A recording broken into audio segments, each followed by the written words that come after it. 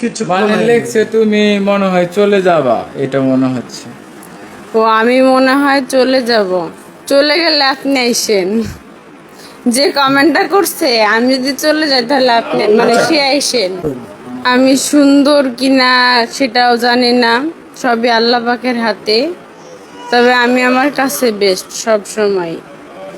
আর আমার পরে যারা আগে যারা আছে তারাও সবসময় বেস্ট বেস্ট থাকবে। মায়া একটাই।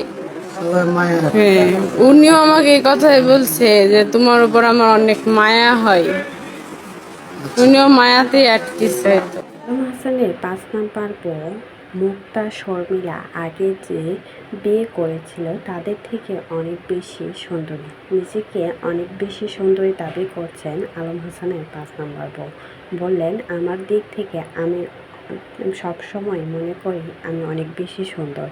আমি প্রাউডলি বলতে পারবো আমি নিজেকে অনেক বেশি সুন্দর মনে করি। আমার দিকে মায়া করে আলম হাসান আমাকে বিয়ে করেছে। আলম হাসানের ৫ নাম্বার বউকে নাকি আলম হাসান মায়া করে বিয়ে করেছে। তার নাকি মায়াবী চেহারা, আর সেই চেহারার জালে আটকে পড়ে গিয়েছে আলম হাসান। এই নিয়ে ৫টা বিয়ে করলো আলম হাসান, কিন্তু বেচারার একটা বউ টিকে থাকে নাই। সবগুলো বউ তাকে ছেড়ে চলে যায়। সব সময় দোষারোপ করে আসছে বউদের।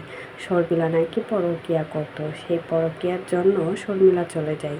শর্মিলা কিন্তু এখন পর্যন্ত বিয়ে করে নাই। ২ বছরের উপরে হয়েছে শর্মিলা আলম হাসানের সংসার ছেড়ে চলে গিয়েছে, অথচ সে কিন্তু এখনো বিয়ে করে নাই।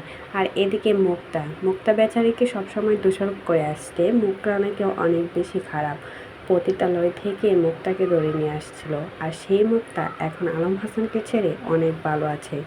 মুক্তার চরিত্র ভালো নয়, এই মুহূর্তে আকাম কুকাম করে বেড়ায়।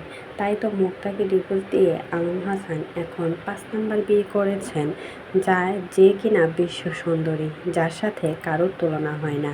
তাই তো আলম হাসান তাকে ভালোবেসে বিয়ে করেছে। এখন দেখা যাক আলম হাসানের ৫ নাম্বার বউ কতদিন টিকে থাকে আলম হাসানের সাথে। সবাই তো বলছে কয়দিন পর ভাইরাল হয়ে চলে যাবে।